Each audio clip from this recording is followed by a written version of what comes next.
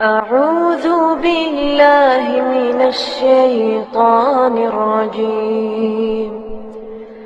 بسم الله الرحمن الرحيم. إن الحمد لله نحمده ونستعينه ونستغفره ونعوذ بالله من شرور أنفسنا ومن سيئات أعمالنا. من يهده الله فلا مضل له ومن يضلل فلا هادي له. وأشهد أن لا إله إلا الله وحده لا شريك له وأشهد أن محمدا عبده ورسوله. أما بعد فإن خير الحديث كتاب الله وخير الهدي هدي محمد صلى الله عليه وسلم وشر الأمور محدثاتها وكل محدثة بدعة وكل بدعة ضلالة وكل ضلالة في النار. رب اشرح لي صدري ويسر لي أمري واحلل عقدة من لساني يفقهوا قولي. رب أعوذ بك من همزات الشياطين وأعوذ بك ربي أن يحضرون. أعوذ بالله السميع العليم من الشيطان الرجيم. بسم الله الرحمن الرحيم. إنا أنزلناه في ليلة القدر وما أدراك ما ليلة القدر. ليلة القدر خير من 1000 شهر. تنزل الملائكة والروح فيها بإذن ربهم من كل أمر. سلام هي حتى مطلع الفجر. مبارک مہینہ گزرنے کے قریب آ گیا ہے. ایام معدودات اللہ رب العزت نے صحیح فرمایا ہے کہ یہ تو گنتی کے چند دن ہیں. ادھر ماہ رمضان شروع ہوا اور ادھر ختم ہو گیا. ابھی یہ رمضان المبارک کا 21واں روزہ ہے تو پیچھے کیا بچا؟ 1 ہفتہ. صحیح بات یہ ہے کہ جس طرح ہم دیکھ رہے ہیں کہ رمضان پہ رمضان، مہینے پہ مہینہ، سال پہ سال گزرتے پتہ نہیں چلتا، اسی طرح ہمیں یہ بھی پتہ نہیں چلے گا کہ اجل کب آ گئی، موت کب آ گئی، ہمیں یہ بھی پتہ نہیں چلے گا. آدمی 100 برس کا سامان کر کے بیٹھا ہوا ہوتا ہے، آگے کی اسے کوئی فکر نہیں. یہی جو کچھ ہے، لیکن اچانک موت کا پنجہ آ کے جکڑ لیتا ہے. پھر کوئی ادھر ادھر بھاگنے کی کوئی جگہ نہیں رہتی. اس وقت کے آ جانے سے پہلے ہمیں چاہیے کہ ہر اعتبار سے تیار رہیں. الاستعداد لیوم الرحیل، تقوی کے جو 4 اجزاء بیان کیے گئے ہیں ان میں سے چوتھا یہی ہے. ماہ رمضان کے روزے کا فلسفہ یا حکمت اللہ رب العزت نے کیا بیان فرمائی ہے؟ لعلکم تتقون، تاکہ تم متقی بن جاؤ. اور تقوی کیا ہے؟ الخوف من الجلیل والعمل بالتنزیل والقناعة بالقلیل والاستعداد لیوم الرحیل. اللہ کا خوف، شریعت پر عمل، تھوڑے پر قناعت اور روانگی کے دن کے لیے تیاری. جس طرح یہ رمضان گزرتے پتہ نہیں چلتا، اسی طرح یہ زندگی گزرتے بھی پتہ نہیں چلے گا. پتہ نہیں ہم کن بھول بھلائیوں میں پڑے ہوئے ہیں. اتنے لمبے چوڑے حساب کتاب ہم نے بکھیر لیے ہیں کہ جیسے یہیں رہنا ہے. یہ مبارک عشرہ اخیر رمضان المبارک کے یہ آخری 10 دن شروع ہو چکے ہیں. ان 10 دنوں میں سے ایک رات ایسی ہے جس رات کے بارے میں اللہ رب العزت نے فرمایا کہ اسی رات میں ہم نے قرآن کریم کو نازل کیا ہے. لیلۃ القدر. اور یہ رات کون سی رات میں ہے؟ 10 راتوں میں سے ایک رات نبی اکرم صلی اللہ علیہ وسلم اس رات کی تلاش میں اعتکاف کیا کرتے تھے۔ آپ نے پہلے عشرہ کا اعتکاف کیا 1 سے 10 رمضان، پھر آپ نے 11 سے 20 رمضان تک اعتکاف کیا، اور اس کے بعد آپ نے 21 سے آخر رمضان تک اعتکاف کیا، اور فرمایا کہ مجھے یہ لیلۃ القدر دکھائی گئی ہے۔ ایک حدیث میں واقعہ موجود ہے کہ مجھے یہ لیلۃ القدر دکھائی گئی، اور یہ لیلۃ القدر اس عشرہ میں ہے، یعنی رمضان کے پہلے 20 دنوں میں نہیں، بلکہ یہ آخری عشرہ کی راتوں میں ہے۔ اور پھر پوری تاکید کے ساتھ فرمایا کہ اس 10 دنوں کی راتوں میں سے بھی 5 راتوں میں ہے، 10 کو بھی 5 میں نبی اکرم صلی اللہ علیہ وسلم نے ہمارے لیے مختصر کر دیا، اور فرمایا کہ وہ 5 راتیں ہیں، اور وہ 5 راتیں جو ان 10 راتوں کی طاق راتیں آتی ہیں، 21، 23، 25، 27 اور 29۔ اللہ رب العزت چاہتا تو یہ رات پکی ہمیں مل جاتی، 21 ہے پکی ہے، 23 ہے یقینی ہے، 27، 29 اللہ رب العزت نے یہ رات پکی ہمیں نہیں بتائی، نبی اکرم صلی اللہ علیہ وسلم کو بتائی، لیکن آپ کے دماغ سے، آپ کے ذہن مبارک سے اس رات کو پھر اٹھا لیا۔ اور اٹھایا کیسے؟ وہ واقعہ حدیث کے اندر موجود ہے۔ نبی اکرم صلی اللہ علیہ وسلم ارشاد فرماتے ہیں کہ مجھے یہ رات بتائی گئی، یہ رات رمضان کی کون سی رات ہے؟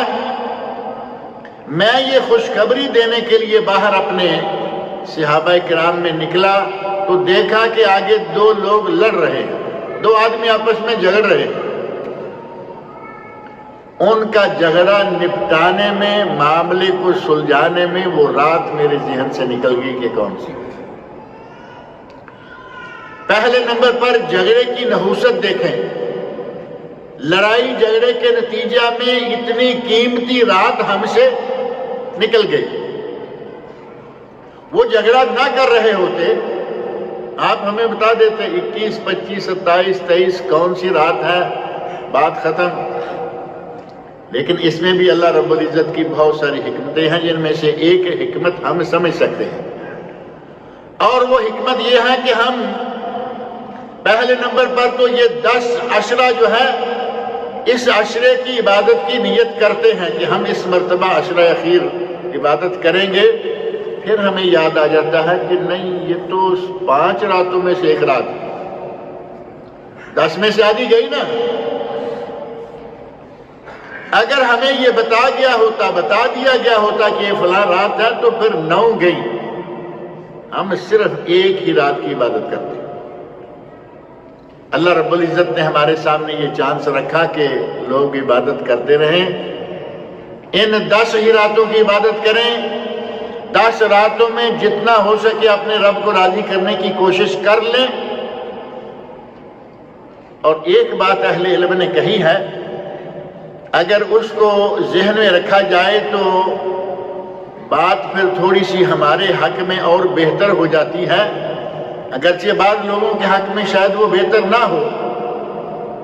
وہ بات یہ ہے کہ لیلۃ القدر منتقل ہوتی رہتی ہے۔ لیلۃ القدر کے بارے میں صحیح حدیث میں یہ بات موجود ہے کہ یہ 21ویں رات ہے، یہ 27ویں رات ہے، یہ 25ویں رات ہے، یہ 23ویں، 5 راتوں کے بارے میں صحیح حدیث موجود ہے۔ اب کیا کریں گے نا حدیث کا؟ کس کو کہیں گے کہ یہ مان لیتے ہیں باقی ساری حدیثیں صحیح ہیں؟ علماء کرام نے، اور ان میں سے خاص طور پر امام نووی رحمۃ اللہ علیہ، جو صحیح مسلم کے شارح اور بہت بڑے امام گزرے ہیں، امام نووی، 40 نووی، شاید آپ نے کتاب سنی ہوگی، 40 نووی 40 حدیثوں کا مجموعہ ہے، اس میں 40 احادیث ہیں امام نووی رحمۃ اللہ علیہ کی کتاب یہ دنیا بھر میں مشہور ہے، ہر زبان میں موجود ہے، اور اس کتاب، چھوٹی سی کتاب میں انہوں نے وہ احادیث جمع کر دی ہیں جن کے بارے میں کہا گیا کہ اسلام کی بنیاد انہی حدیثوں پر ہے۔ وہ عالم لمبی چوڑی 10 جلدوں پر مشتمل ایک کتاب ان کی، اور انہی کی ایک کتاب ہے المنہاج شرح مسلم ابن الحجاج، صحیح مسلم جو بخاری شریف کے بعد والی کتاب ہے اس کی شرح۔ وہ امام نووی رحمۃ اللہ علیہ فرماتے ہیں کہ اگر احادیث کو دیکھا جائے تو چاہیے تو یہ نہ کہ 2 حدیثیں ٹکرا جائیں تو ان کے اندر جمع تفریق کی ایک شکل ہوتی ہے۔ وہ کہتے ہیں کہ ان 5 حدیثوں میں کوئی تفریق، جمع تطبیق کی کوئی شکل نہیں، سوائے اس کے کہ یہ مانا جائے کہ اللہ رب العزت اس رات کو بدلتا رہتا ہے، کبھی یہ 21 میں ہوتی ہے، کبھی 23 میں ہوتی ہے، کبھی 25 میں ہوتی ہے، کبھی 27 میں، کبھی 29 میں۔ گھبرائیے نہیں کہ ایک کو 5 میں ہم نے کر دیا۔ اہل علم جو حدیث کو اپنا گھر بنائے ہوئے ہیں، اوڑھنا بچھونا تو اچھا نہیں لگتا، ایک لفظ ہے نا بڑا مشہور کہ جو ان کا اوڑھنا بچھونا ہے، حدیث اوڑھنا بچھونا نہیں، ہمارے سر کا تاج، نبی اکرم صلی اللہ علیہ وسلم کے ارشادات۔ لیکن حدیثوں پر اہل علم نے بڑی محنت کی، قرآن کریم کی آیات پر بڑی محنت کی، ہمیں سمجھانے کے لیے اتنی محنت کی کہ ایک عالم نے یہاں تک کہا کہ لیلۃ القدر آخری عشرے کی 27ویں رات ہے، پکی بات۔ ایک تو بعض صحابہ کی روایات انہوں نے ذکر کی، بعض صحابہ نے قسمیں کھا کر ان راتوں کی ایک رات لیلۃ القدر ہونے کے بارے میں کہا۔ انہوں نے کہا کہ لیلۃ القدر 27ویں کیوں ہے؟ وہ کہتے ہیں کہ حدیثوں کے علاوہ ایک چیز قرآن کریم اور سورۃ القدر میں موجود ہے، اور وہ کیا ہے؟ آپ انا انزلناہ فی لیلۃ القدر ایک لفظ گنتے جائیں، اور 27واں لفظ آتا ہے ہیا حتی مطلع الفجر، یہ 27واں لفظ ہے، اور ہیا سے مراد یہاں کیا ہے؟ یہ تو چھوٹی سی سورت آپ پڑھتے تو ہوں گے نا، یہاں ہیا سے مراد لیلۃ القدر ہے۔ وہ کہتے ہیں کہ لیلۃ القدر اس سورت میں 27واں لفظ ہے، لہذا زیادہ یقینی بات یہ ہے کہ یہ 27ویں رات ہے۔ لیکن امام نووی رحمۃ اللہ فرماتے ہیں کہ ان احادیث میں جو صحیح بھی ہے، ان کے مابین تطبیق دینا، ان کو جمع کرنا سوائے اس طریقہ کے ممکن ہی نہیں کہ اس بات کو مانا جائے کہ یہ رات منتقل ہوتی رہتی ہے، کبھی کسی میں کبھی کسی میں، عشرہ میں رہے گی، یہ طے ہے کہ عشرہ میں رہے گی، 10 راتوں میں رہے گی، لیکن 10 سے لے کے 29 تک، 20 سے لے کے 21 سے لے کے 29 تک۔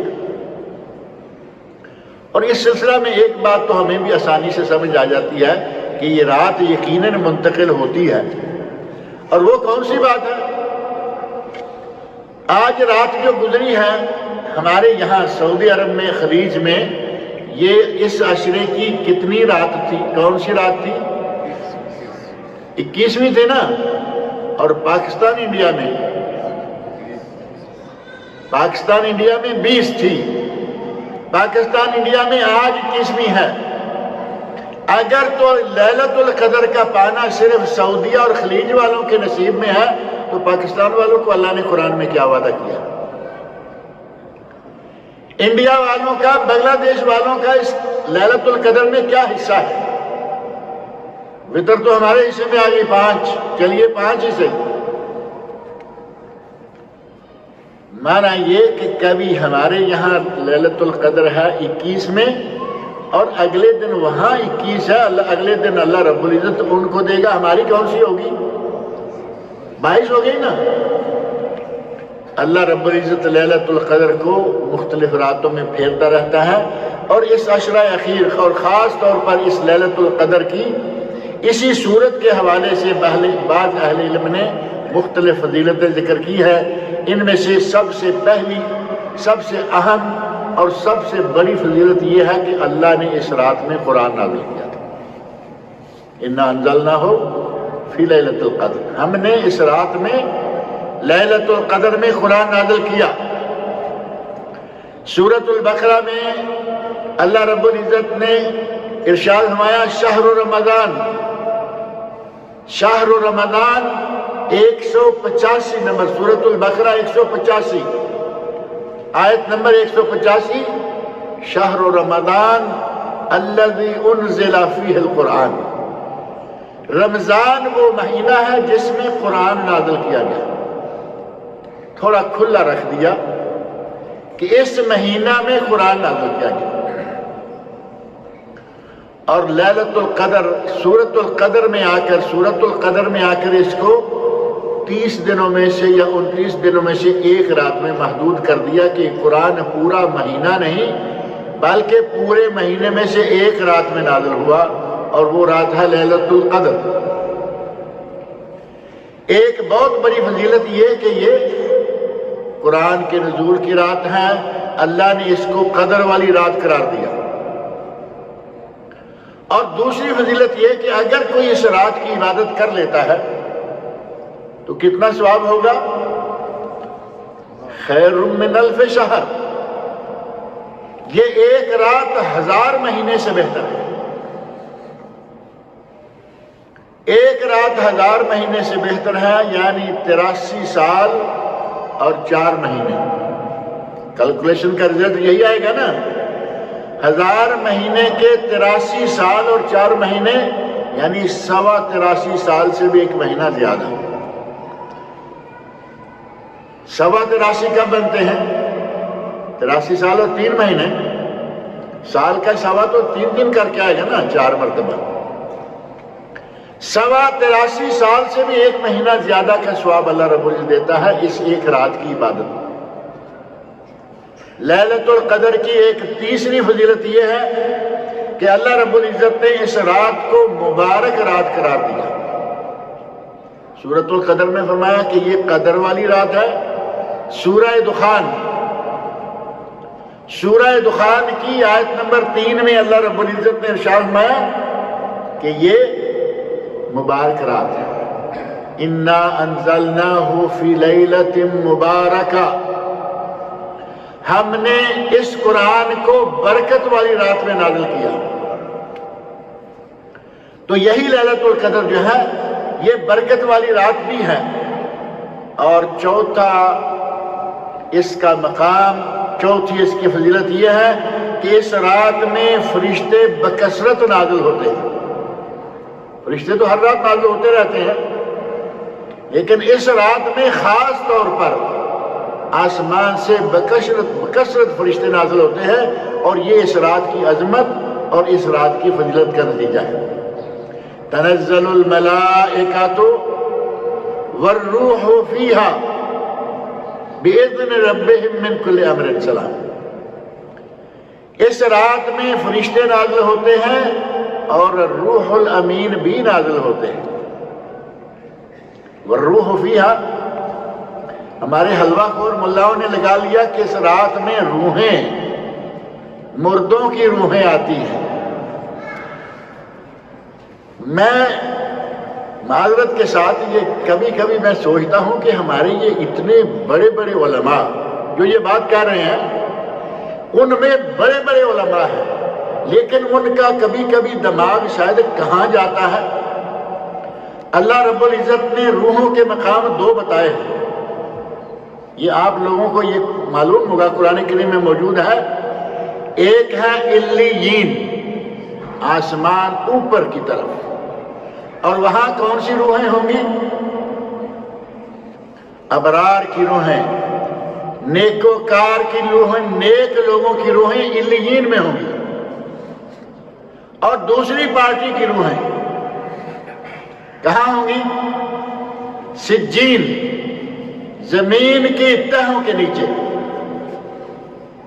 اب اگر کہا جائے کہ یہ روحیں نازل ہوتی ہیں تو اس کا مطلب ہوا کہ ادھر تو کوئی گیا ہی نہیں، سارے تو ادھر ہی ہیں۔ اس بات سمجھ میں آ رہی نہیں؟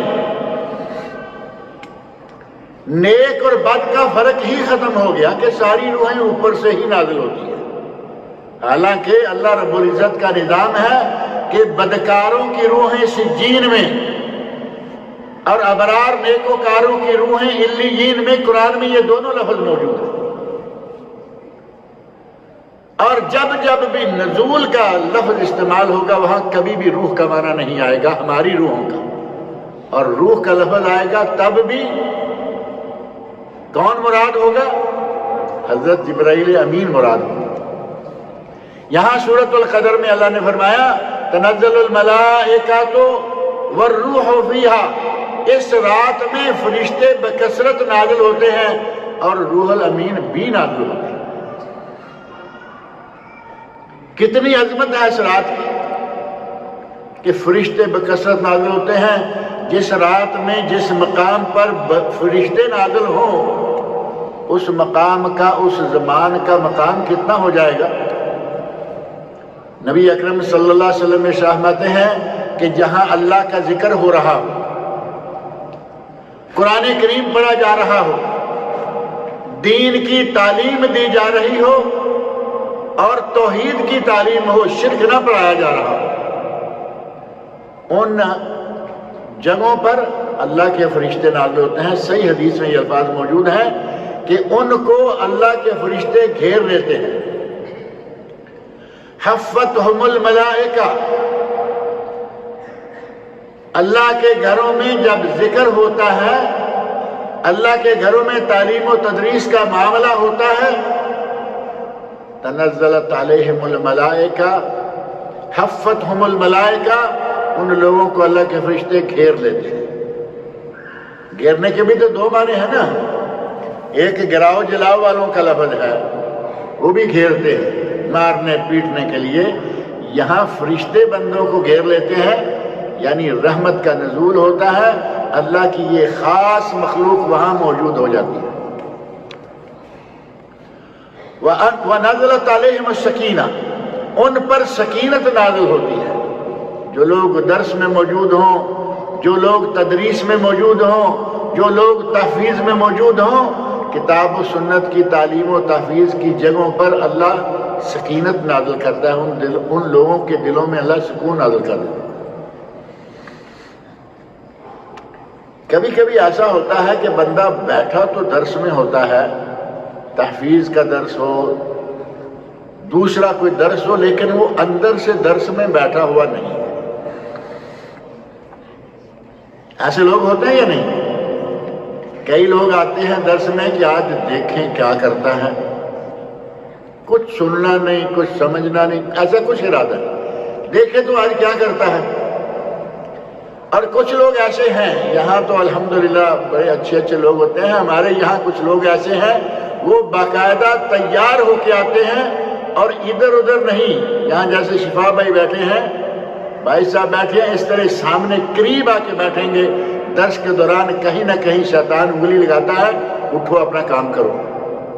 وہ ادھر ادھر کے ٹیڑھے میڑھے سوالات شروع کر کے پروگرام کو خراب کرنے کی کوشش کرتے ہیں۔ اب کیا اس کے دل میں سکون نازل ہوگا؟ اللہ نے نبی اکرم صلی اللہ علیہ وسلم کی زبان مبارک سے ہمیں بتایا کہ انہیں فرشتے گھیر لیتے ہیں اور ان لوگوں پر سکینت نازل ہوتی ہے۔ جو اتنی بد نیتی سے آیا ہوا ہے اس پر سکینت کہاں نازل ہوگا؟ فرشتے نازل ہوتے ہیں اور پھر خاص طور پر جبرائیل امین بھی اس رات میں نازل ہوتے ہیں۔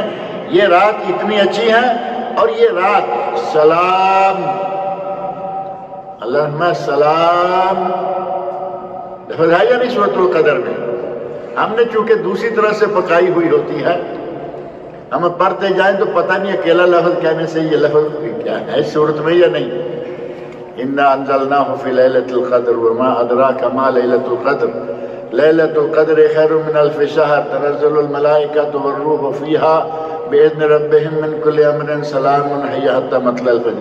اور سلام کہیں تو پھر مسئلہ تھوڑا سا ہمارے ہوتا ہے کہ یہ کہاں ہے لفظ؟ سلام هِيَ حَتَّىٰ مطلع الفجر سلام ہوا ہے، یہ رات سلامتی والی ہے۔ اس رات میں بندہ مومن شیطان سے سلامتی میں رہتا ہے، نیک بندہ گناہوں سے سلامتی میں رہتا ہے۔ اور یہ سلامتی کب تک ہے؟ حتی مطلع الفجر، فجر کے طلوع ہونے تک، یعنی اذان تک، مغرب سے لے کے سمجھ لیں کہ اذان فجر تک یہ سلامتی مسلسل قائم رہتی ہے، بحال رہتی ہے، اور بندے شیطان کے شر سے محفوظ رہتے ہیں، کیونکہ یہ سلامتی والی رات ہے اور یہ مغفرت والی رات بھی ہے۔ یہ لیلۃ القدر مغفرت والی رات بھی ہے، اور مغفرت والی رات ہونے کا پتہ نبی اکرم صلی اللہ علیہ وسلم نے ہمیں دیا ہے۔ 3 حدیثیں بہت سنی آپ نے، پورا رمضان کا مہینہ بہت پڑھی یقیناً مضامین میں، اور کہیں نہ پڑھی تو واٹس ایپ میں تو ضرور پڑھی ہوں گی، جس میں حب و دب، خشک و تر، غلط و صحیح، ہر طرح کی چیزیں حدیث کے نام سے ڈالے چلے جاتے ہیں لوگ، ایسی ایسی باتیں، ایسے ایسے وظیفے، خود ساختہ وظیفے۔ رمضان میں تو پھر زور ہوتا ہے نا، کیونکہ لوگوں کو پتہ ہے کہ لوگ تھوڑے سے دین کی طرف، شریعت کی طرف لپکے ہوئے ہیں، جو بھی ان کو دو گے یہ قبول کر لیں گے۔ جعلی وظیفے بنا بنا کے لوگوں میں پیش کر رہے ہیں کہ یہ وظیفہ یہ تیسرے جمعہ کے لیے، یہ وظیفہ تیسرے جمعہ کے لیے، یہ وظیفہ دوسرے جمعہ کے لیے، یہ وظیفہ فلاں رات کے لیے۔ جو نبی اکرم صلی اللہ علیہ وسلم نے بتایا اس کی پرواہ نہیں۔ نبی اکرم صلی اللہ علیہ وسلم نے کیا فرمایا؟ 3 حدیثیں مختصر: من صام رمضان غفر له ما تقدم من ذنبه، اور ایک حدیث میں ہے غفر له ما تقدم من ذنبه وما تاخر، جس نے رمضان کا روزہ رکھا، یعنی رمضان کے روزے جس نے رکھ لیے، اس کے پہلے پچھلے سارے گناہ معاف۔ مغفرت کی رات ہوگی نا، مغفرت کا مہینہ بھی ہو گیا۔ دوسری حدیث ہے من قام رمضان، جس نے رمضان میں تراویح پڑھ لی، قامہ قیام تراویح۔ اور یہاں ایک بات ذکر کر دوں کہ ہمارے یہاں ایک بڑا مسئلہ ہے، لوگ تراویح کو اور نماز سمجھتے ہیں، تہجد کوئی اور سمجھتے ہیں، قیام اللیل اور سمجھتے ہیں، قیام رمضان اور سمجھتے ہیں، اور تہجد اور سمجھتے ہیں۔ 5 نام لیتے ہیں، 5 نمازیں بنا دیتے ہیں، حالانکہ نام 5 ہیں جو میں نے ابھی نام لیے ہیں، نماز ایک ہے۔ تہجد وہی نماز ہے، صلاۃ الوتر وہی نماز ہے، 11 رکھتے ہیں، اور نیچے کم کرتے آئیں، 3 رکھتے ہیں جو ہم عموماً عادی ہو چکے ہیں، بلکہ عادی نہیں، ایک پارٹی 3 کی عادی ہو چکی ہے، ایک کی عادی ہے۔ ہمارے وہ لوگ ہیں بہت سارے، وہ 3 چکھتے بھی نہیں، 1 جائز ہے، بس جائز ہے، ساری عمر 1 پہ رگڑا رکھتے ہیں، کبھی 3 بھی پڑھ لیا کریں، 1 بھی ٹھیک ہے، جائز ہے، صحیح ہے۔ لیکن یہ کہ ہم کنسیشن کی آخری حد تک جاتے ہیں، سارا بازار گھومیں گے، جہاں سب سے زیادہ کنسیشن وہاں گریں گے۔ وہی معاملہ یہاں بھی کرتے ہیں، وتر 11 سے لے کے 11، 9، 7، 5، 3، 1 کے آگے بھی ہے یا نہیں؟ ہمارے علماء کرام کی ایک جماعت کہتی ہے کہ 1 سے کم ہے نہیں، یہ غلط بات ہے۔ نبی اکرم صلی اللہ علیہ وسلم کہیں ہے اور مولوی کہے نہیں ہے، تو اب کس کی ماننی ہوگی؟ مولوی صاحب کی مانیں گے یا نبی صلی اللہ علیہ وسلم کی؟ نبی اکرم صلی اللہ علیہ وسلم کی صحیح سند سے ثابت حدیث موجود ہے کہ تم 2 کر کے تہجد پڑھتے جاؤ، اگر خدشہ ہو جائے کہ اب میں نے 2 اور پڑھی تو اذان ہو جائے گی، 1 رکعت پڑھ لو۔ صحیح مسلم، 1 رکعت پڑھ لو، یہ تمہاری 1 رکعت پہلی ساری رکعتوں کو بھی وتر بنا دے گی۔ تو وتر ہوا یا نہیں؟ یہ اس نماز کا نام ہے۔ تو تیرو ما کانا قبلہا، 1 رکعت پڑھ لو پہلی رکعتوں کو، 4 پڑھی ہیں تو 5 بنا کے وتر کر دے گی، 6 پڑھی ہیں 7، 8 پڑھی ہیں 9 اور 10 پڑھی ہیں تو 11 کر دے گی ایک رکعت پر۔ ہمارے مولوی صاحب کہتے ہیں جی یہ ایک رکعت جو ہے یہ صلاۃ بطیرہ ہے۔ بطیرہ کا معنی ہے دم کٹی، ایک رکعت دم کٹی نماز ہے۔ کتنی جرت ہے ہمارے بعض لوگوں میں، اللہ تعالیٰ ان کو ہدایت دے۔ نبی صلی اللہ علیہ وسلم کی صحیح حدیث میں یہ موجود ہے کہ ایک رکعت پڑھ لو، اور مولوی کہہ رہا ہے کہ یہ دم کٹی نماز ہے۔ کتنی بڑی جسارت ہے دین میں، کس کو لے کے اتنی جسارت کر رہے ہو؟ قبر میں نہ امام شافعی رحمۃ اللہ علیہ آئیں گے، نہ امام مالک آئیں گے، نہ امام ابو حنیفہ آئیں گے، نہ امام احمد بن حنبل آئیں گے، نہ ابن تیمیہ ابن قیم آئیں گے، نہ ابن کثیر ابن جریر آئیں گے۔ قبر میں کوئی نہیں آئے گا۔ اپنی قبریں کالی نہ کر لو اس طرح کے الفاظ استعمال کر کے۔ نبی کہیں کہ ایک رکعت پڑھ لو اور تم کہو کہ یہ دم کٹی نماز ہے۔ اللہ کے رسول کے ساتھ اتنا بڑا مذاق۔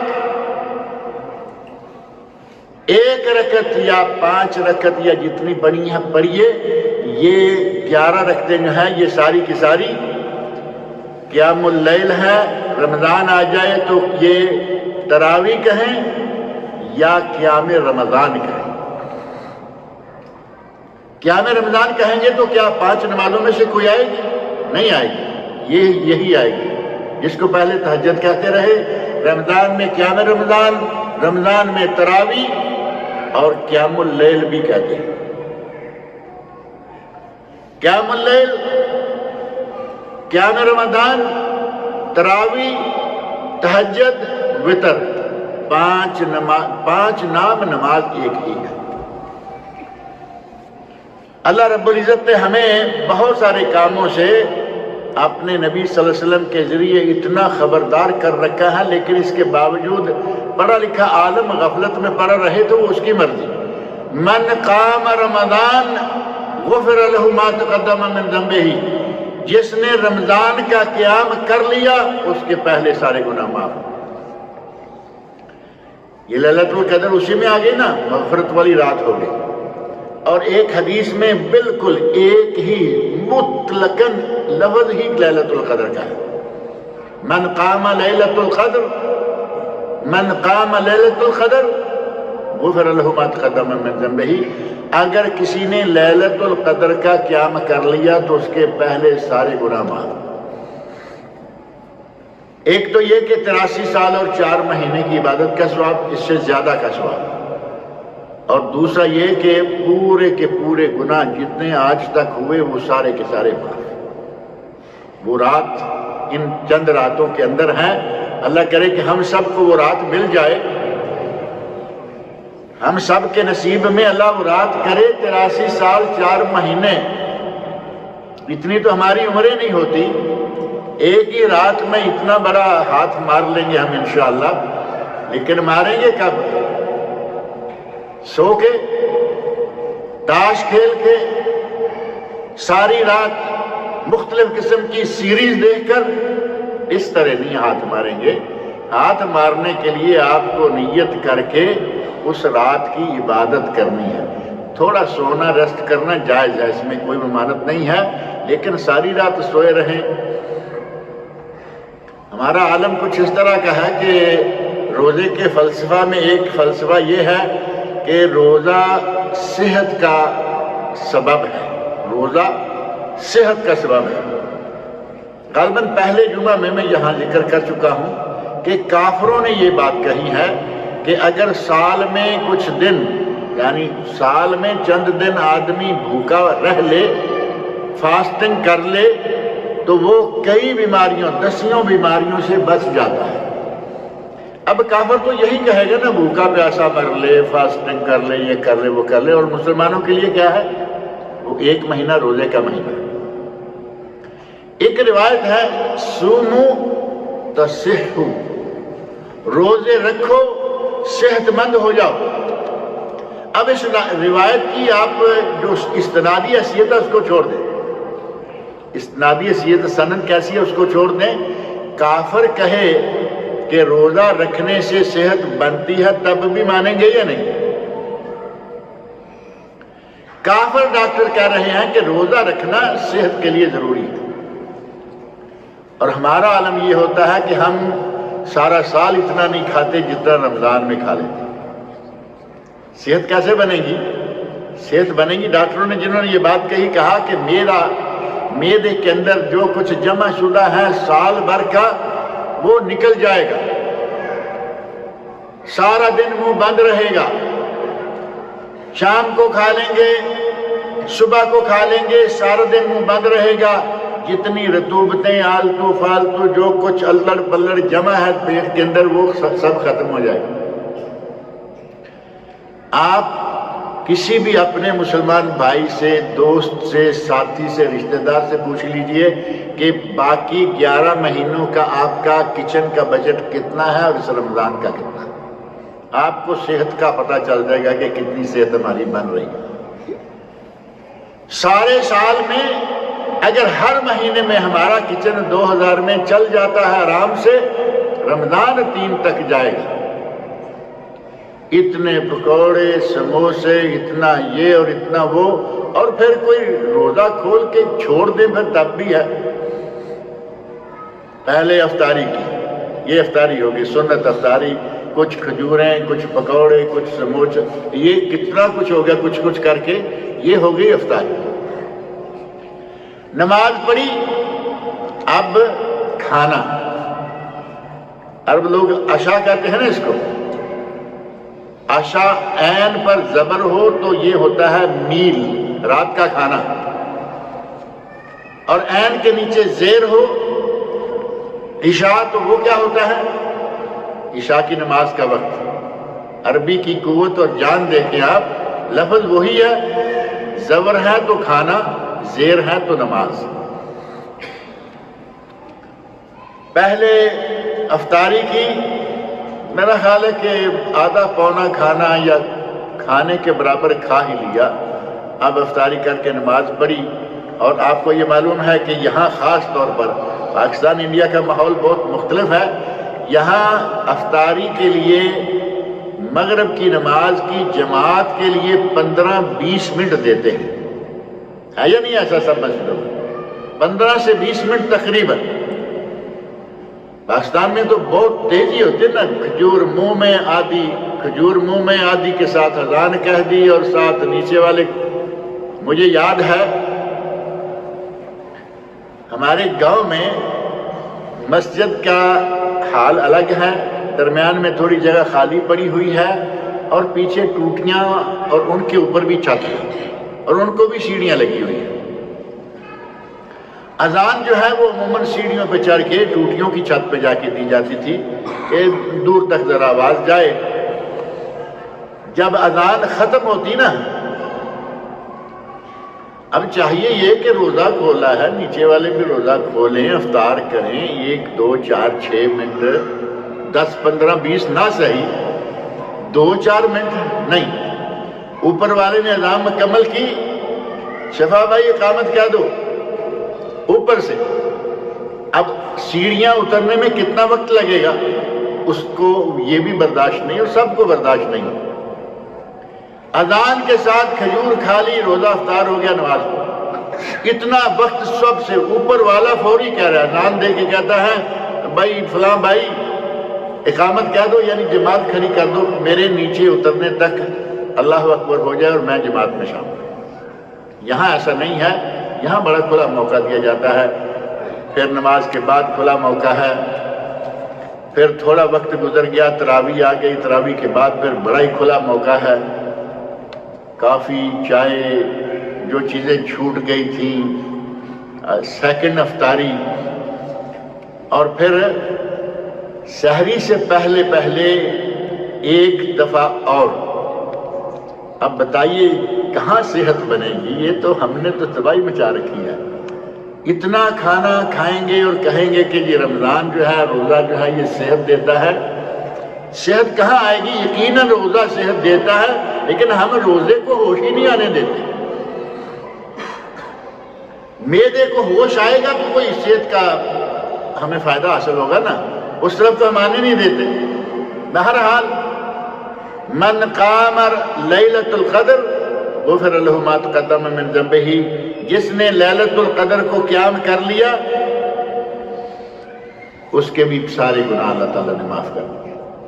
اور اس لیلۃ القدر کی عظمت کا اندازہ آپ اس بات سے بھی کر لیجئے کہ اسی رات کے نام کی پوری سورت قرآن کریم میں موجود ہے، جو میں نے شروع میں پڑھی ہے نا، آپ پڑھتے ہیں سنتے ہیں، چھوٹی نمازوں میں عام طور پر یہ سورت پڑھی جاتی ہے، انا انزلناہ فی لیلۃ القدر وما ادراک ما لیلۃ القدر لیلۃ القدر خیر من الف شہر۔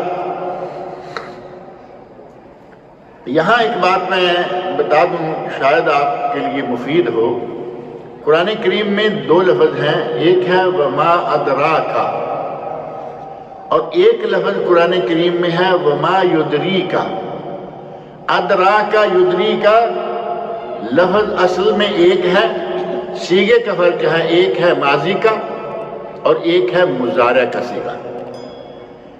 جہاں جہاں قرآن میں اللہ نے فرمایا وما ادراکا کہ تمہیں کیا معلوم ہے کہ یہ چیز کیا ہے، مثلا یہاں کہا کہ تمہیں کیا معلوم ہے کہ لیلۃ القدر کیا ہے، اللہ رب العزت نے وہاں بتا دیا کہ لیلۃ القدر کیا ہے۔ وما ادراکا، تو کیا جانے کہ لیلۃ القدر کیا ہے، آگے بتا دیا نا، لیلۃ القدر خیر من الف شہر۔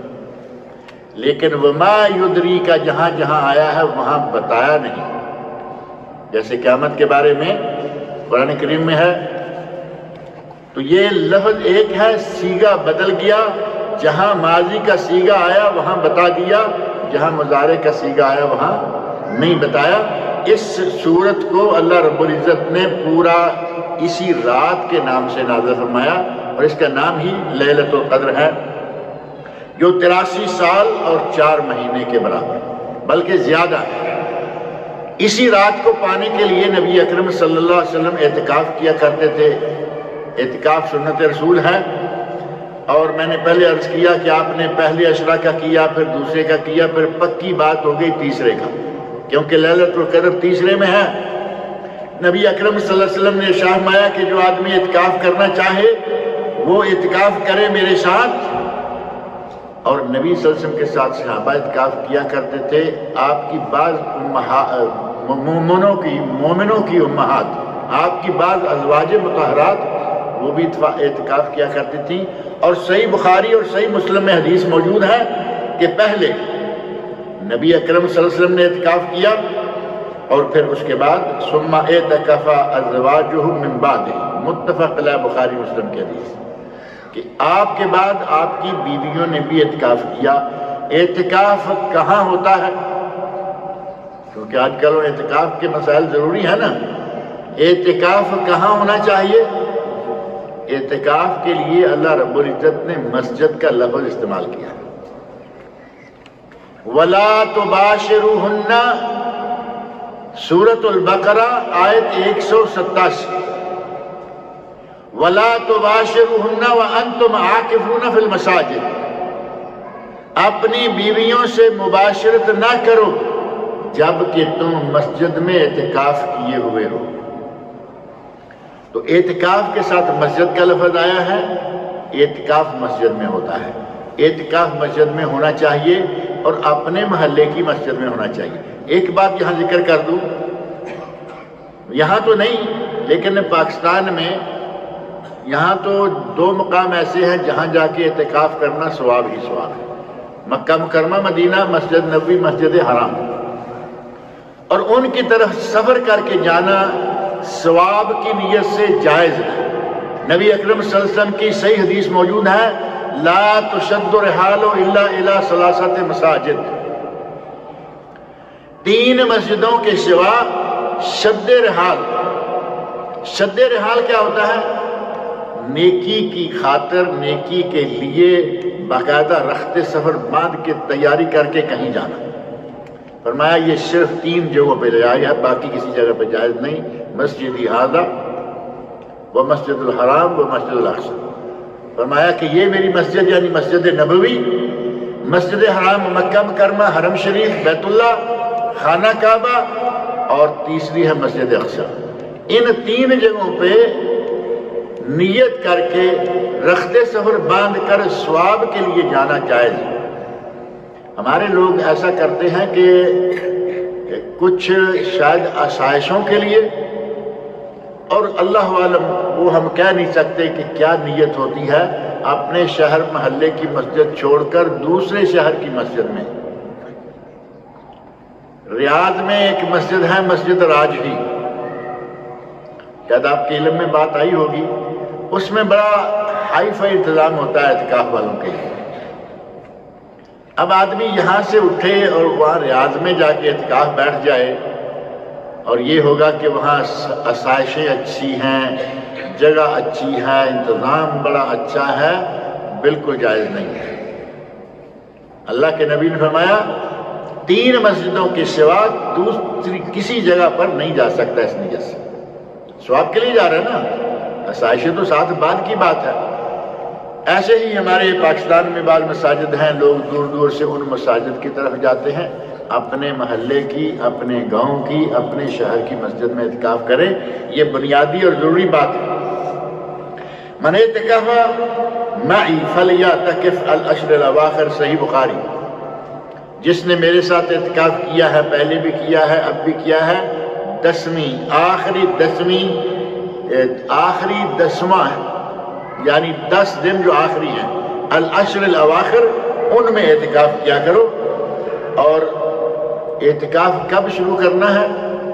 پہلی بات یہ کہ ائمہ 4 چاروں امام ابو حنیفہ، امام مالک، امام شافعی، امام احمد حنبل رحمۃ اللہ علیہم اجمعین، یہ 4 امام جن کے میں نے نام لیے ہیں، یہ چاروں تاریخ کے اعتبار سے بھی اسی طرح آتے ہیں۔ یعنی ایسے میں نے نہیں کہ جو نام سامنے آگے لے لیا ہے، پہلے امام ابو حنیفہ رحمۃ اللہ علیہ تھے، ان کے بعد امام مالک رحمۃ اللہ علیہ آئے، ان کے بعد امام شافعی رحمۃ اللہ علیہ آئے، اور ان کے بعد امام احمد حنبل رحمۃ اللہ علیہ، آپس میں ان کی شاگردیاں بھی ہیں، تعلق ہے، لیکن عمر کے اعتبار سے کہہ لو، تاریخ کے اعتبار سے کہہ لو، یا سن کے اعتبار سے کہہ لو، یہ ترتیب وہی ہے۔ چاروں ائمہ کا اتفاق ہے کہ اعتکاف جو ہے وہ کب کرنا ہے؟ رات کو مسجد میں داخل ہو جانا ہے۔ رات کون سی؟ ہمارے یہاں کے حساب سے جو گزر گئی ہے، پچھلی رات سورج غروب ہونے سے پہلے مسجد میں داخل ہو گئے۔ آج اگر کسی کی نیت ہے آج سے اعتکاف کرنا ہے، آج رات مغرب سورج غروب ہونے سے پہلے مسجد میں داخل ہو گئے، نبی اکرم صلی اللہ علیہ وسلم مسجد میں داخل ہو گئے، لیکن حدیث میں آتا ہے کہ فجر کی نماز پڑھ کے اپنی اعتکاف گاہ میں تشریف لے گئے، یعنی پہلے مغرب کا حصہ مسجد میں ہے، اعتکاف کی نیت کر لی، اعتکاف کے لیے مسجد میں آ گئے، لیکن اعتکاف گاہ جو بنائی گئی تھی تھوڑی جگہ اسپیشل، اس میں فجر کی نماز کے بعد داخل ہو۔ یہی ہمارے لیے سنت ہے۔ خواتین کو اپنے گھروں میں اعتکاف کرنے کا ایک سلسلہ ہم دیکھتے ہیں بڑے عرصے سے چل رہا ہے۔ آج کل جب یہ بات کی جائے نا کہ اعتکاف صرف مسجد میں ہوتا ہے تو خواتین ناراض ہو جاتی ہیں۔ ناراضگی والی کوئی بات نہیں ہے، اصل غرض کیا ہے؟ ایک تو یہ کہ سنت رسول مل جائے گی، اور دوسری بڑی غرض یہ ہے کہ لیلۃ القدر مل جائے گی۔ آپ اپنے گھر میں اگر اس نیت سے بیٹھتی ہیں کوئی بات نہیں، اس کو شرعاً اعتکاف کہیں گے نہیں کہیں گے اس بات کو چھوڑ دیجیے، شرعاً یہ اعتکاف شمار ہوگا یا نہیں اس کو چھوڑ دیں، آپ کو لیلۃ القدر تلاش کرنی ہے وہ مل جائے گی الحمدللہ۔ لہذا اگر کوئی خاتون اپنے گھر میں اس طرح بیٹھتی ہے کوئی حرج نہیں، لیکن اس میں پر کوئی اتنی سختیاں پابندیاں نہیں ہوں گی، یعنی اس میں تھوڑی آزادی بھی ہے، اور ساتھ ہی لیلۃ القدر 5 راتوں میں 10 راتوں میں عبادت کر کے لیلۃ القدر حاصل کر لے، اور کوئی ضروری کام بھی ہو گھر کا تو وہ کر سکتی ہے۔ اور اعتکاف گاہ سے باہر نکلنے کی اجازت نہیں ہے۔ ہمارے یہاں پاک و ہند میں ضروری یا حاجت کے لیے باہر نکلنا ہوتا ہے نا، فرمایا گیا کہ حاجت کے بغیر نہیں نکل سکتے۔ سگریٹ پینا حاجت ہے؟ اعتکاف گاہ سے باہر، مسجد سے باہر، ٹوٹیوں میں لیٹرینوں کے کھاتے میں جا کے سگریٹ پی رہے ہیں، حکا ہمارے دیہات میں ہوتا ہے، حکا پی رہے ہیں، یہ اعتکاف کا اہتمام چل رہا ہے۔ اگر کسی کو بڑی سخت ضرورت پیش آ گئی ہے تو اس کے لیے باہر نکل سکتا ہے۔ مسجد میں باخانہ کا قضائے حاجت کا مقام نہیں ہے، جگہ نہیں ہے، یہ جائے باہر کھیتوں میں۔ دیہات میں ایسا ہوگا کہیں، یا ساتھ میں گھر ہے، مسجد کچھ ایسی ہے کہ اس میں یہ انتظام نہیں، ساتھ میں گھر ہے، جائے، کوئی حرج نہیں۔ نبی صلی اللہ علیہ وسلم کے عہد مبارک میں یہی ہوا تھا، آپ قضائے حاجت کے لیے گھر جاتے تھے کیونکہ مسجد میں وہ جگہ اس وقت نہیں تھی۔ آج بھی اس کی گنجائش ہے، اگر کہیں ایسی ضرورت پیش آ جائے، راہ چلتے باہر گیا کھیت میں قضائے حاجت کے لیے، راستے میں کوئی آدمی مل گیا، اس کا شخص بیمار ہے، دعا سلام کر کے پوچھ لے کیسی طبیعت ہے، ٹھیک ہے۔ اس کا کوئی فوت ہو گیا ہے، راستے میں اس کی تعزیت کر لے، ٹھیک ہے۔ اس کے گھر جا کے یہ چیزیں نہیں پوچھ سکتا، گھر جائے یہ نہیں، نہ تعزیت کے لیے، نہ مزاج پرسی یا بیمار پرسی کے لیے، اور نہ کسی کی شادی میں شرکت کے لیے، نہ ولیمے کی، یہ ساری چیزیں چھوڑ کے بندہ اللہ کے گھر میں بیٹھا ہے اور اس کا دنیا سے تعلق ختم۔ اور ایک بات بڑی اہم ہے اعتکاف کرنے والوں کے لیے، اگر کسی کو 2 دن 3 دن 4 دن جتنا بھی کسی کو موقع ملے، حتیٰ کہ اقل قدر جو سب سے کم ترین اعتکاف ہے وہ 1 گھنٹہ کا بھی ہے۔ اب تو کچھ نہ کچھ کریں گے یا نہیں؟ اب اور کیا چاہیے، 1 گھنٹے کا بھی اعتکاف ہے کم از کم۔ علماء کا، بعض علماء کا کہنا ہے کہ کم از کم 1 گھنٹہ بھی اعتکاف کر لے تو انشاءاللہ اعتکاف کا ثواب۔ اب ظاہر ہے کہ ایک آدمی 8-10 دن مسجد میں بیٹھا ہوا ہے، اس کو ثواب کتنا ہوگا؟ ایک آدمی 1 گھنٹہ بیٹھا ہے، اس کو جتنا گڑ ڈالیں گے میٹھا تو اتنا ہی ہوگا نا، جتنا گڑ ہوگا میٹھا اتنا ہی ہوگا، لیکن ثواب ہوگا اعتکاف کا۔ جیسے جماعت پہلی رکعت چھوٹ گئی، دوسری چھوٹ گئی، تیسری چھوٹ گئی، چوتھی میں آ کے شامل ہو گیا، جماعت کا ثواب ملے گا لیکن 4 والوں کے برابر ملے گا۔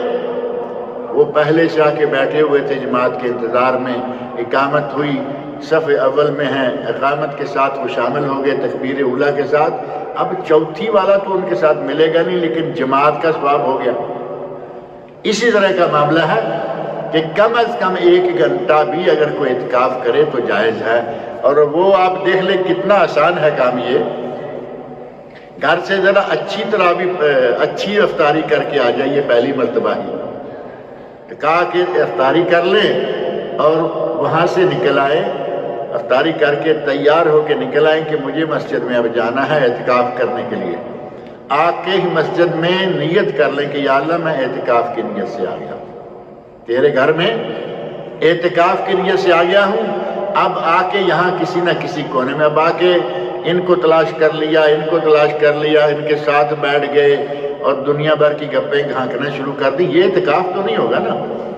کہیں اکیلے بیٹھ جائے، اللہ کے ساتھ لو لگائے، اذان ہوگی عشاء کی، عشاء پڑھے، تراویح پڑھے، اور جتنا اور بیٹھ سکے اتنا کرنے میں 2-3 گھنٹے نکل جائیں گے یا نہیں؟ 1 گھنٹے سے بھی زیادہ کا ثواب انشاءاللہ تعالیٰ اس کو مل جائے گا۔ یہ ہے اقل تقدیر، کم از کم اعتکاف، لیکن 1 دن کا، پھر اس کے بعد 2 دن۔ 1 دن کا حضرت عمر فاروق رضی اللہ عنہ کی حدیث معروف ہے کہ 1 دن کا اعتکاف کروں گا، تو اسی سے اہل علم نے کہا کہ جتنا بھی کسی کو توفیق ہے اعتکاف کرے، لیکن اعتکاف کی پابندیاں کرے۔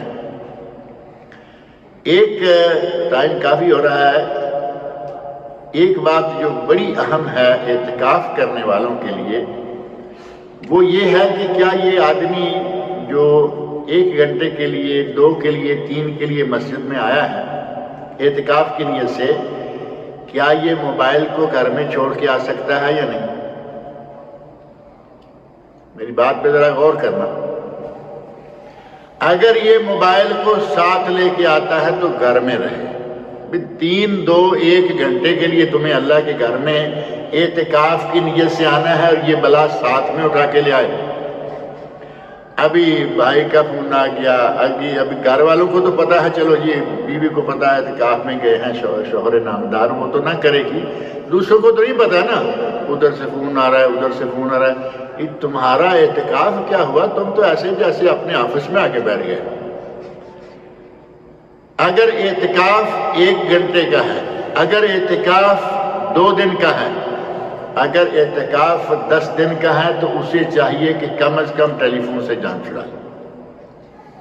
اگر صحیح ثواب لینا ہے، موبائل کو گھر میں چھوڑ دے، موبائل سے ان چند دنوں کے لیے جان چھڑا لے، انشاءاللہ سکون بھی پائے گا، ثواب بھی ملے گا، اور جو اللہ نے اس سلسلہ میں خاص ہمارے لیے مقام رکھا ہے وہ بھی پالے گا۔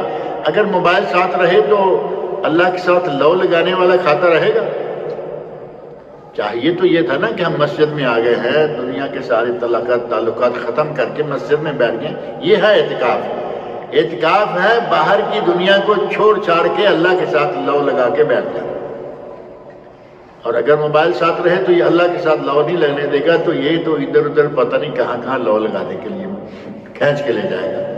لہذا کوشش کریں کہ اعتکاف کرنا ہے تو اس موبائل سے بھی اعتکاف کر لیں، موبائل کو بھی چھوڑ دیں، تو انشاءاللہ تعالیٰ اسی میں خیر و برکت ہوگی۔ اللہ تعالیٰ مجھے اور آپ سب لوگوں کو نیک عمل کی توفیق عطا فرمائے۔ جو رمضان کا باقی عشرہ رہ گیا ہے، تھوڑا سا رہ گیا ہے، اس عشرے سے اللہ ہمیں فائدہ اٹھانے کی توفیق عطا فرمائے۔ عربی میں ایک جملہ ہے، اور وہ جملہ میرے پاس جو اپنے عربی گروپ ہیں ان میں نے آج بھیجا ہے رات، کہ اگر رمضان کا زیادہ حصہ چلا گیا ہے، چلا گیا، عربی میں آپ تو یہاں رہتے ہیں نا، کوئی کہے نا کہ وہ چلا گیا تو کیا کہتے ہیں؟ ذہب ہے یا نہیں؟ ذہب چلا گیا ہے۔ اگر رمضان کا زیادہ حصہ چلا گیا ہے ذہب، تو جو بچ گیا ہے وہ ہے بالکل ہی ذہب۔ اب ذہب کا معنی جانا بھی ہے، اور ذہب کا دوسرا معنی کون سا ہے؟ سونا۔ سونا کو بھی ذہب کہتے ہیں، ذہب سونا اور فضہ چاندی۔ جو زیادہ چلا گیا ہے وہ بھی رمضان ہے، چلا گیا، لیکن اب جو بچ گیا ہے وہ سارا خالص سونا ہے۔ اسی میں لیلۃ القدر ہے، اسی میں اعتکاف ہے، اور اسی میں قرآن کریم کے نزول والی رات ہے، اسی میں مغفرت ہے، اس میں بہت ساری چیزیں ہیں انہی تھوڑے سے دنوں میں۔ لہذا کوشش کریں کہ اس ذہب کو پا لیں، اس سونے کی کان میں سے اپنا حصہ ضرور نکال لیں۔ لکھا ہے کہ میرے بھانجے کو دماغ کا کینسر ہو گیا ہے، شعاؤں سے علاج جاری ہے، دعا کریں کہ اللہ رب العزت ان کے بھانجے کو شفائے کاملہ و عاجلہ عطا فرمائے۔ کینسر یا دوسری کوئی بھی بیماری لا علاج نہیں ہے۔ آج تو ویسے بھی میڈیکل بہت ایڈوانس ہو گئی ہے، ویسے بھی عرصے سے یہ بات سنتے آ رہے ہیں، یہ واقعات آن دی ریکارڈ موجود ہیں کہ کہا گیا، ڈاکٹروں نے کہا جی بس اس کو گھر لے جاؤ، اس کی خدمت کر لو، دعائیں لے لو، دعائیں کر لو، اب یہ نہیں بچے گا، یہ ڈاکٹروں نے بھیج دیا۔ اور وہ آدمی اپنا مریض اٹھا کے گھر لے گئے، مریض نے کہا کہ کسی طرح کر کے مجھے مکے لے جاؤ۔ یہ واقعات آن ریکارڈ موجود ہے، کتابوں میں موجود ہیں۔ مریض نے کہا مجھے مکے لے جاؤ کچھ بھی کر کے، مریض کو مکے لے کے آ گئے، مریض نے زمزم پینا شروع کر دیا اور باقی سب چیزیں چھوڑ دی۔ 1 مہینہ کے اندر مریض تندرست و توانا ہو کے واپس آ گیا، اپنے ڈاکٹر کے پاس پہنچا، جا کے دیکھا کہ بھئی میں آیا ہوں، تو ڈاکٹر دیکھ کر حیران کہ یہ کیا ہوا، تمہیں تو ہم اینڈ آف دی سروس دے کے بھیجے تھے، تم پھر یہیں ہو۔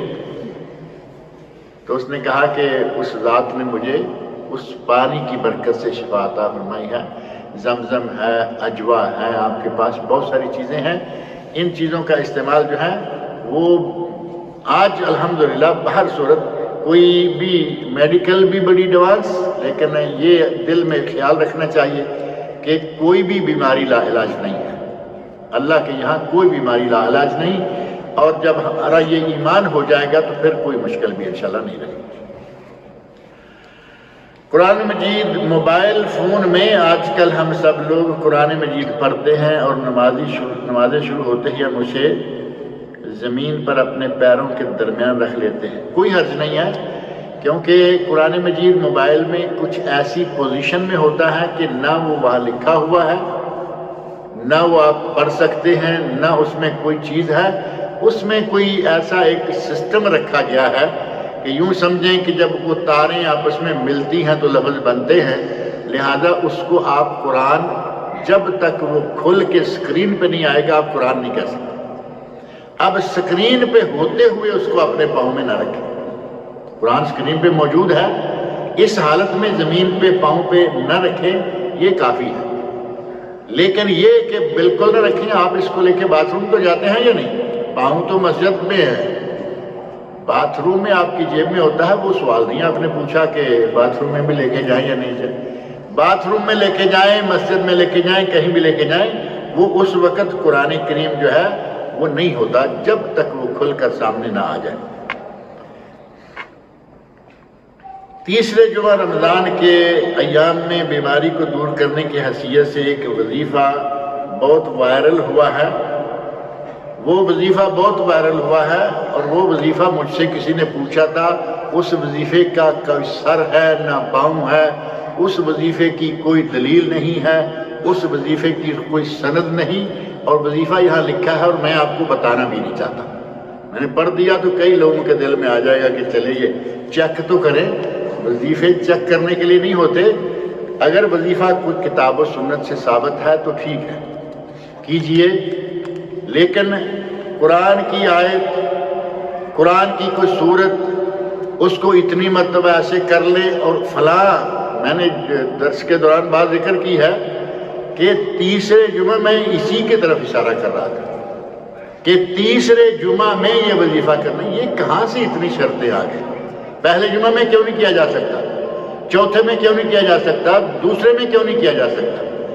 اور پھر اس کے ساتھ کچھ پیر و مرشدوں کی ایک لائن بھی درمیان میں بتائی گئی ہے، وہ ہمارے عزیز نے پتہ نہیں سنی ہے یا نہیں، کہ یہ سند کے طور پر کہا کہ یہ فلاں سلسلہ سے تعلق رکھنے والے۔ اب سلسلے کون سے ہیں آپ کو معلوم ہے نا؟ چشتی، سہروردی اور فلاں، یہ جو سلسلے ہیں، کہتے ہیں کہ ان سلسلوں سے ہمیں ایسی سندیں نہیں چاہیے، ہمیں کتاب اللہ اور سنت رسول سے سند دیجئے، ہم انشاءاللہ تعالی حاضر ہیں۔ اس سال فطرانہ کی رقم کتنی ادا کرنی ہوگی؟ اس سال فطرانہ کی رقم جو ہے وہ پہلی بات یہ ہے کہ فطرانے کے لیے رقم نہیں ہوتی، فطرانے کے لیے 3 کلو غلہ ہے، 3 کلو چاول، 3 کلو منقہ، 3 کلو عقد پنیر، 3 کلو کھجور یا کوئی بھی، تقریباً 3 کلو۔ اب یہاں یہ ہوتا ہے کہ کچھ لوگ جو اس کام میں اپنا بہت سارا وقت لگاتے ہیں، جمعیتیں ہیں، جیسے ہمارے شیخ جو یہاں کے امام و خطیب ہیں، یہ بھی ایک جمعیت کے مدیر ہیں اور بہت بڑی جمعیت ہے یہاں کی خیراتی، اس کے یہ مدیر بھی ہیں۔ تو یہ اپنی جمعیت کے لیے کہتے ہیں کہ آپ ہمیں پیسے دے دو کیش، ہم غلہ خرید کے مسکین تک پہنچا دیں گے۔ اور جمعیتیں بھی ہمارے پاکستان انڈیا کی بہت جمعیتیں اپنے پیسے اکٹھے کرنے کے لیے لگی ہوئی ہیں، پتہ نہیں کوئی کیا کرے گا، کوئی مشرک ہے، کوئی بدعتی ہے، کوئی کون ہے۔ اس طرح کا آدمی اگر کوئی ملے تو اعتماد کیا جا سکتا ہے، امام ہیں، خطیب ہیں۔ اور آپ کے علم میں ہوگا کہ ایک امام خطیب مولوی ہوتے ہیں، یہ PhD ڈاکٹر ہیں، PhD ڈاکٹر۔ اس طرح کا کوئی آدمی ملے تو اس کو آپ پیسے دیجئے کہ ہماری طرف سے غلہ خرید کے فلاں جگہ دے دیجئے۔